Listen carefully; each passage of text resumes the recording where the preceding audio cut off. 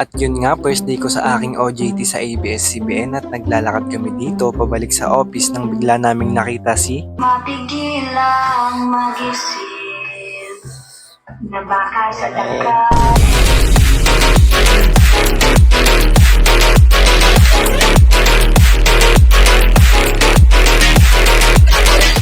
Ichiboy Car na naman nga po pala at nasa inyong screen at on the way na nga ako rito tungo sa aking OJT at lakad mode pala tayo dyan kasi walang motor pero joke lang, jeep mode pala tas naglakad na naman. Huh? First day, first. De, pupunta kasi talaga ako dyan sa maghahatid sa akin. Siyempre, sino pa ba? Si Bebe Labs ko. At pagdating nga namin dyan, 9 AM pa lang, 10 AM pa yung start namin kaya pumunta muna kaming Lawson yan. Malapit lang din sa ABS, pampalipas oras lang. Tas yun, nagpaalam na ako dyan kasi aakyat na ako. Kasi 9:30 na rin yan, ay 9:40. Tas ayun, kumuha na ako ng ID dyan para makaakyat na sa taas. Siyempre, taas nga eh. Tapos ayun, nandito na ako sa office nito. Bawal kasi mag-video rito, kaya ganito. Mga confidentials kasi yung nandito eh. Tapos ayan, break time na namin.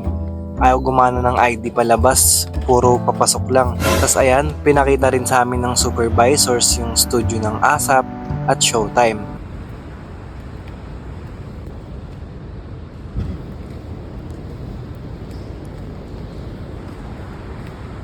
Tapos ayun, pagtapos kumain, lakad ulit pabalik ng ABS. Grabe, yung mukha ko ang oily kahit ang lamig-lamig sa loob.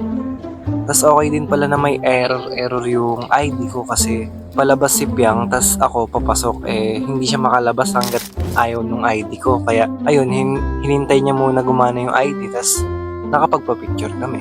Pero after naman nun, pinapalit na namin yung ID ko para safe na pag-uwi. Tas ayun, hinintay na lang namin mag 6 PM dyan para uwian na. Tas yun, finally, makaka-uwi na.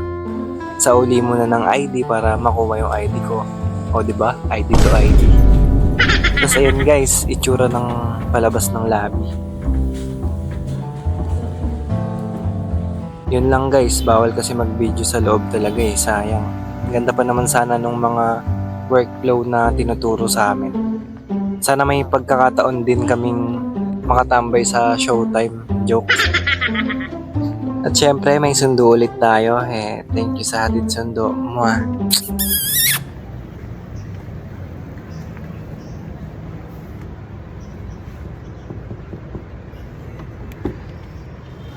Mapigilang mag-isip na baka sa dagat.